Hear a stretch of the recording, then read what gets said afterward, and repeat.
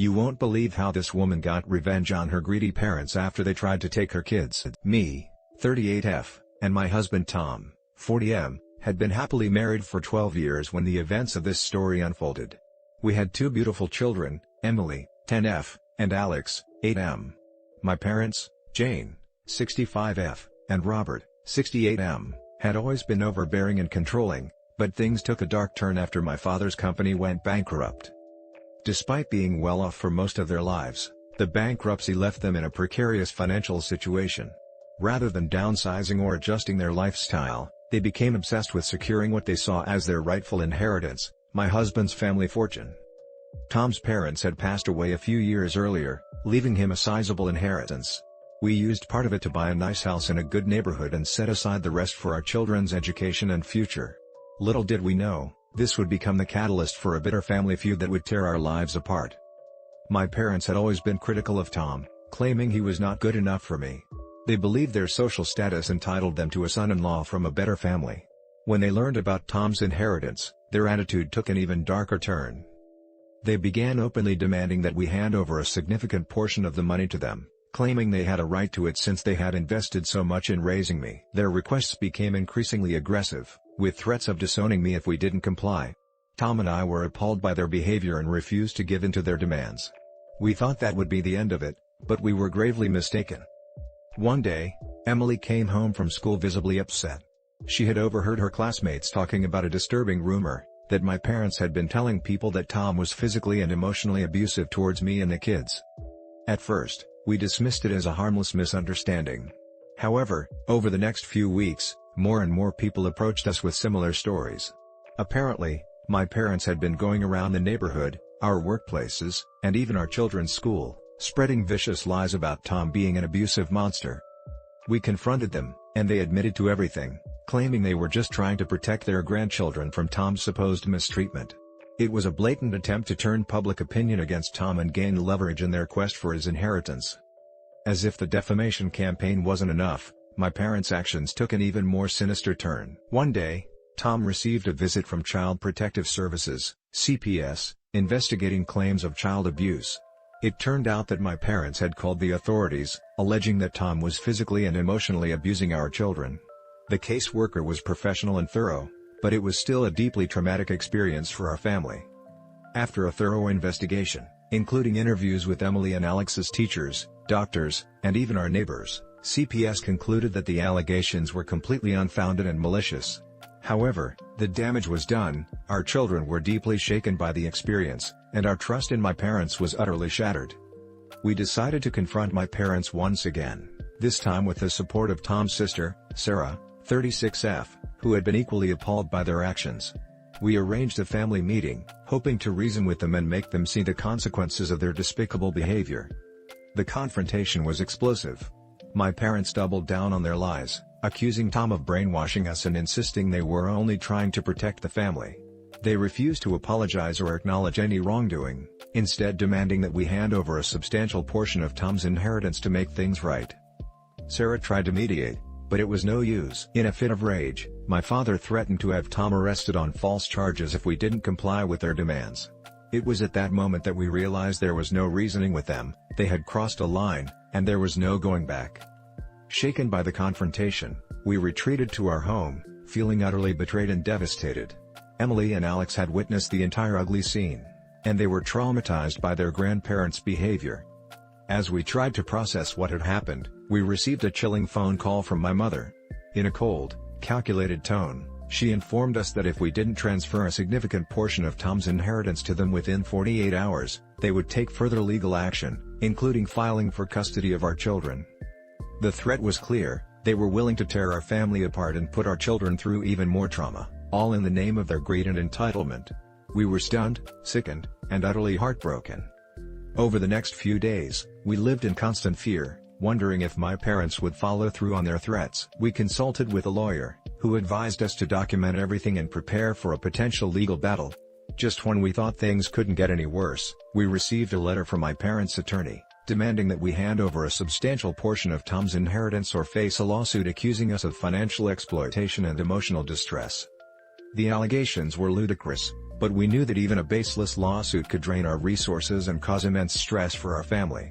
We were at a crossroads: give in to their demands and reward their despicable behavior, or fight back and risk everything we had worked so hard for. After much soul-searching and consultation with our lawyer, we decided to stand our ground. We were not going to let my parents' greed and manipulation control our lives any longer. In a firm but respectful letter, we informed their attorney that we would not be complying with their demands and that we were prepared to defend ourselves against any legal action they might take. We also made it clear that any attempt to pursue custody of our children would be met with the full force of the law. Our response seemed to catch them off guard. They had expected us to cave in, but our resolve was unwavering. For a brief moment, we thought they might back down, but their greed and entitlement knew no bounds. True to their word, my parents filed a lawsuit against us, alleging that Tom had taken advantage of his inheritance and deprived them of their rightful share. The allegations were absurd, but we knew we were in for a long and costly legal battle. As the case dragged on, the emotional toll on our family was immense. Emily and Alex were struggling to understand why their grandparents, who were supposed to love them, were putting them through such turmoil. We tried to shield them from the worst of it, but the stress was unavoidable. Tom and I were constantly worried about the potential financial and emotional consequences of the lawsuit, and the strain on our marriage was palpable. Just when we thought things couldn't get any worse, my parents made good on their threat to pursue custody of our children. They filed a petition with the court, alleging that Tom and I were unfit parents and that our children would be better off in their care. The allegations were baseless and outrageous, but we knew we couldn't take any chances. We hired a respected family law attorney and prepared for the custody battle of our lives. The legal proceedings were grueling, with both sides exchanging accusations and presenting evidence. Our attorney was brilliant, exposing the flaws in my parents' case and highlighting their history of manipulation and greed. Throughout the legal battles, my parents continued their smear campaign, spreading vicious lies about Tom and me in an attempt to sway public opinion in their favor. They even went so far as to create a website dedicated to exposing our supposed misdeeds and rallying support for their cause. We were bombarded with hate mail, online harassment, and even threats from strangers who had been swayed by my parents' lies.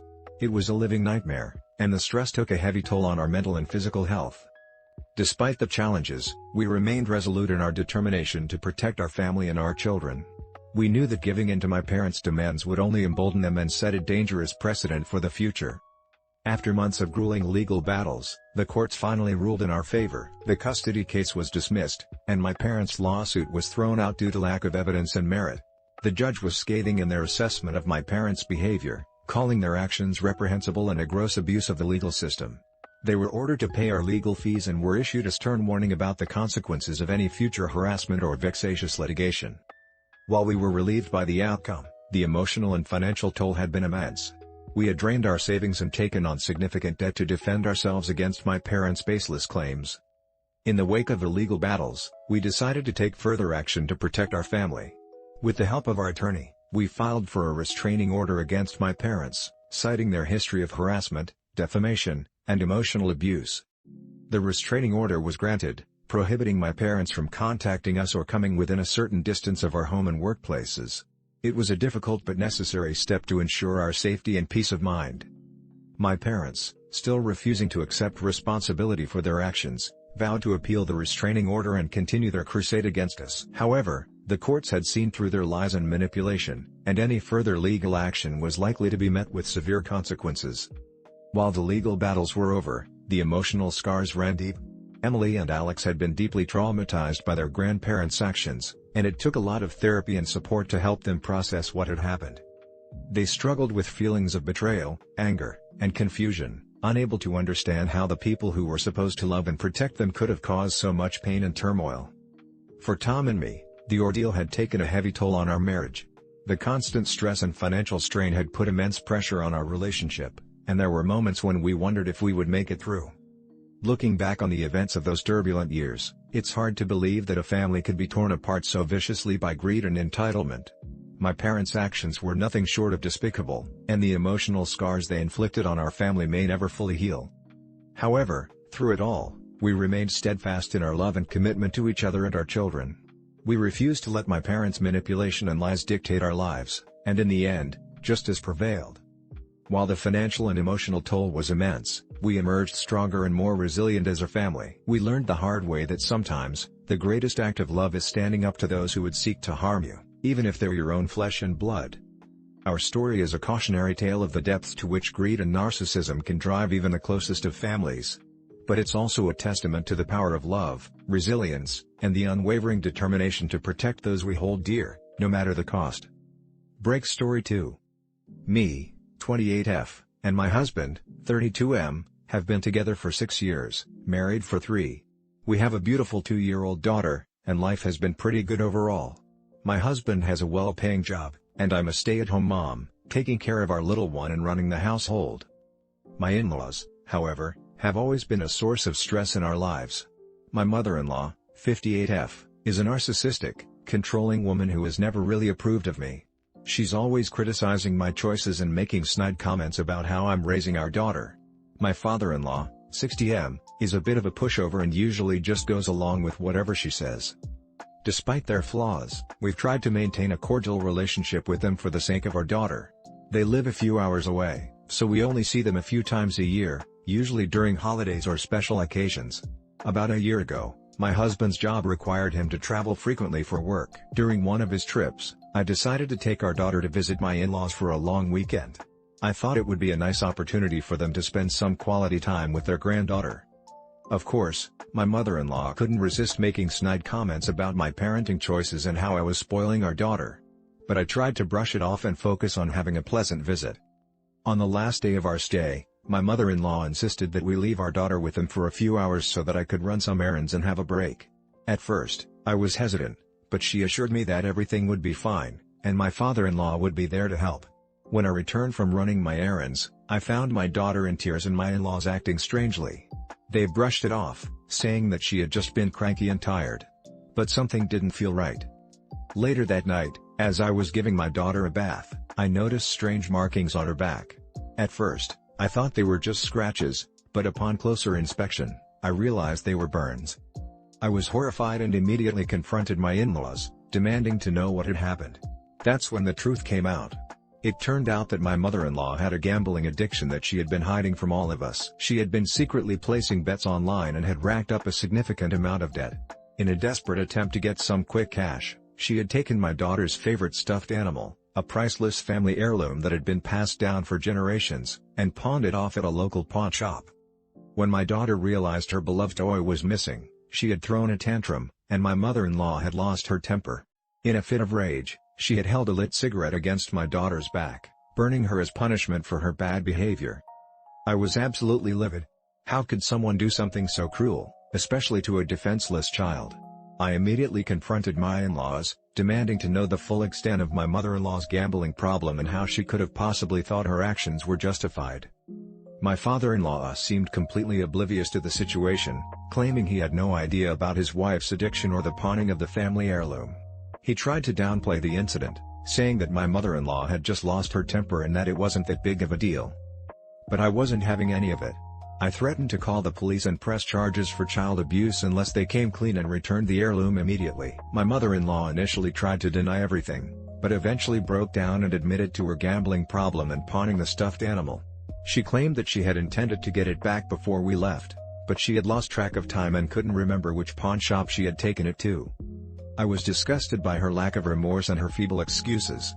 How could she value a few measly dollars over the safety and well-being of her own granddaughter?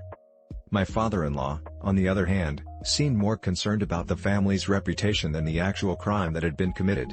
He begged me not to involve the authorities, promising that they would get help and sort everything out on their own. But I wasn't convinced. How could I trust them after what had happened? I demanded that we go to the local pawn shops immediately to try and retrieve the heirloom. If we couldn't find it, I would have no choice but to involve the police. Reluctantly, my in-laws agreed, and we spent the next few hours driving from pawn shop to pawn shop, showing them a picture of the stuffed animal and asking if they had recently acquired it. Finally, at the 5th shop we visited, the owner recognized the toy and produced it from the back room. It was a relief to have it back in my possession, but the ordeal was far from over. On the drive back to my in-laws' house, I laid down the law. I told them that I would not be pressing charges this time, but only under the condition that they seek immediate help for my mother-in-law's gambling addiction and anger management issues. Additionally, I informed them that they would no longer be allowed unsupervised visits with our daughter until they had proven themselves to be trustworthy and responsible grandparents. My father-in-law readily agreed to my terms, but my mother-in-law was less cooperative. She tried to downplay the situation once again, claiming that I was overreacting and that she had everything under control. Over the next few weeks, things only got worse. My mother-in-law refused to seek help for her gambling addiction, and my father-in-law seemed powerless to intervene. Meanwhile, I started receiving threatening messages and phone calls from my mother-in-law, accusing me of trying to turn her family against her and demanding that I allow her unsupervised visits with our daughter. I tried to reason with her, but she became increasingly erratic and unstable. At one point, she even showed up at our house unannounced, pounding on the door and demanding to see her granddaughter. It was clear that her behavior was spiraling out of control, and I feared for the safety of my family. Things came to a head when my mother-in-law showed up at my daughter's daycare, trying to take her without permission. Thankfully, the staff recognized that something was amiss and refused to release my daughter to her. When I arrived to pick up my daughter, the police were already there, questioning my mother-in-law. It was a terrifying ordeal, and I knew that I couldn't let this continue any longer. After consulting with a lawyer, I decided to file for a restraining order against my mother-in-law, prohibiting her from coming within a certain distance of our home, my daughter's daycare, or any other place where my daughter might be. My father-in-law begged me not to take such drastic measures, but at this point, I had no choice. My priority was to protect my family, even if it meant cutting off contact with my in-laws for the time being. Despite the restraining order, my mother-in-law's behavior only became more erratic and concerning. She would frequently violate the order, showing up at places she knew we would be and trying to confront us. On one occasion, she even tried to break into our home while we were out, presumably to take our daughter. Thankfully, our neighbors saw her and called the police, but the experience was deeply unsettling. My husband tried to reason with his mother, begging her to seek help and promising that we could work towards rebuilding our relationship once she got her issues under control. But she refused to listen, convinced that we were the ones in the wrong and that she was being unfairly persecuted. It became clear that my mother-in-law's mental state was deteriorating rapidly, and I feared for our safety. After several more violations of the restraining order, my mother-in-law was finally arrested and charged with stalking and attempted kidnapping. The legal process was long and emotionally draining, but ultimately, she was found guilty on all charges and sentenced to a year in prison, along with mandatory counseling and treatment upon her release. My father-in-law was devastated, but he finally acknowledged the severity of the situation and promised to do whatever it took to support his wife and help her get the help she needed. As for us, we were just relieved that the ordeal was over and that we could finally start to move on with our lives without the constant threat of my mother-in-law's erratic behavior hanging over us. In the aftermath of the legal proceedings, we made the difficult decision to cut off all contact with my in-laws for the foreseeable future. While we hoped that my mother-in-law would eventually get the help she needed and make a full recovery, we couldn't risk exposing our daughter to her unstable behavior any longer. It was a painful decision, as my father-in-law had always been a loving and supportive presence in our lives, but he had also enabled my mother-in-law's behavior for far too long, and we couldn't trust that he would be able to set appropriate boundaries moving forward. We also made the decision to seek counseling for ourselves and our daughter, to help us process the trauma and emotional turmoil we had experienced. It was a long and difficult journey, but we were committed to healing and moving forward in a healthy, positive way. The emotional aftermath of this ordeal was significant and long-lasting. For a long time, I struggled with feelings of guilt, wondering if there was more I could have done to help my mother-in-law before things spiraled so far out of control. My husband, on the other hand, grappled with a deep sense of betrayal and anger towards his parents, particularly his mother. He had always been close with them, and it was devastating to see their relationship disintegrate in such a destructive way. Our daughter, thankfully, was still too young to fully understand what had happened, but she did experience some anxiety and behavioral issues as a result of the trauma she had experienced. Through counseling and a lot of open communication, we worked through these emotions together as a family. We learned to set healthy boundaries and prioritize our own well-being, even if it meant distancing ourselves from toxic relationships. Looking back on this experience, it's hard to believe that things ever escalated to such an extreme level. What started as a simple case of a gambling addiction and a moment of poor judgment quickly spiraled into a nightmare of emotional abuse, legal battles, and broken relationships. While the road to healing has been long and difficult, we've emerged stronger and more resilient as a family unit. We've learned the importance of setting boundaries, seeking help when needed, and prioritizing our own mental and emotional well-being. If there's one piece of advice I can offer to others going through similar situations, it would be this: trust your instincts, and don't be afraid to take decisive action to protect yourself and your loved ones, even if it means making difficult choices. At the end of the day, your family's safety and well-being should always come first.